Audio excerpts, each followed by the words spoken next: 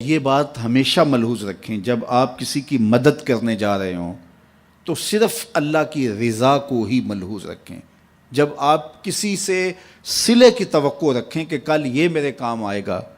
تو آج آپ کو اس کی مدد کرتے ہوئے راحت اور قلبی مسرت اور حقیقی خوشی نصیب نہیں ہوگی۔ اور دوسرا، جب کل آپ کی توقع کے مطابق وہ پورا نہیں اترے گا تو پھر آپ کو اس سے تلخی بھی ہوگی، یعنی آپ کو کسی کی مدد کرتے ہوئے اس کی حقیقی مسرت سے محرومی، دوسرا اس کے توقع پر نہ اترنے سے آپ کو اس کی تلخی بھی سہنا پڑے گی۔ لیکن اگر آپ اس کی مدد اس لیے کر رہے ہیں کہ میرے رب کا بندہ ہے، الخلق عیال اللہ، تو میں اللہ کے بندہ ہونے کے ناطے سے اس کی مدد کر رہا ہوں، اور پھر آپ کو اور سرور بڑھ جائے گا کہ میں اس کی مدد اس لیے کر رہا ہوں کہ یہ میرے حضور کا غلام ہے، بس یہی آپ کی ترجیح ہوگی، تو پھر آپ اس کی مدد کریں گے تو کوئی اس سے آپ کی مستقبل کے اندر توقع وابستہ نہیں ہوگی، تو آپ کو پھر اس کی مدد کرتے ہوئے اللہ تعالیٰ جل شانہ تسکین عطا کر دے گا۔ اچھا، نفس بڑا ظالم ہے، یہ شامل ہوتا ہے کہ آپ یہ کام کرنے جا رہے ہیں تو چلو تھوڑی سی تشہیر بھی ہو جائے۔ حضور علیہ السلام نے فرمایا، جس شخص نے کوئی کام دکھلاوے کے لیے کیا، اللہ اکبر، اللہ تعالیٰ جل شانہ اس کے معاملے لوگوں کو دکھا دیتا ہے۔ جو دکھلاوے کے لیے، ظاہریت کے لیے کام کرتا ہے، پھر اس کے عیوب ظاہر ہوتے ہیں اور لوگوں کے سامنے آتے ہیں۔ ہم کتنے لوگوں کو ایسا دیکھا ہے کہ پھر وہ لوگوں کی نظروں کے اندر رسوا ہو جاتے ہیں، ان کے ایسے امور لوگوں کے سامنے آتے ہیں۔ تو اس لیے مجھے بھی اور آپ کو بھی یہ چاہیے کہ اپنے عمل کے اندر کبھی بھی ریا پیدا نہ ہونے دیں۔ جب کسی کی مدد کریں، کسی دکھیے کے کام آئیں،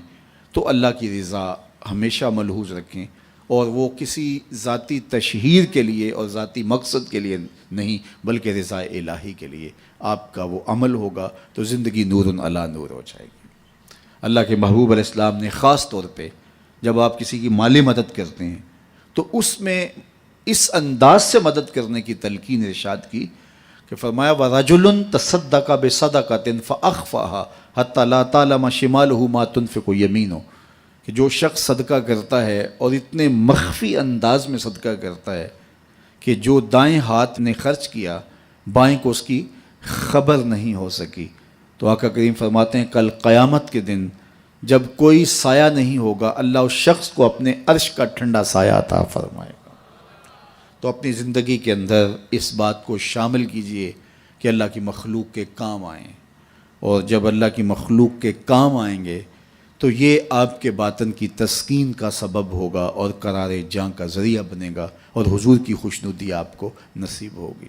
میرے والد گرامی رحمۃ اللہ تعالی علیہ فرمایا کرتے تھے کہ اگر تم یہ چاہتے ہو کہ تم سے رسول کریم پیار کریں تو تم حضور کی امت سے پیار کیا کرو۔ آپ کسی کے بچے کا منہ چومیں، اس کی گال سہلائیں، اس کے سر پہ شفقت سے ہاتھ رکھیں، اس کو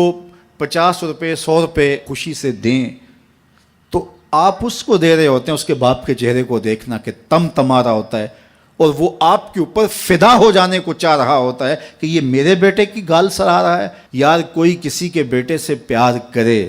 تو اس کی شفقتیں آپ پہ برس رہی ہوتی ہیں، تو جب رسول اللہ کی امت سے کوئی پیار کرے تو رسول کریم کی رحمتیں کتنی برس رہی ہوتی ہیں اس کے اوپر۔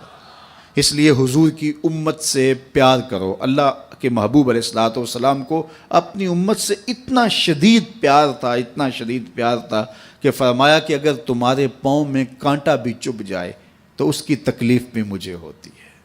عزیز علیہ ما عنتم، تمہارا مشقت میں پڑنا اس نبی پر گراں گزرتا ہے۔ مبتلائے درد ہو کوئی عذر روتی ہے آنکھ،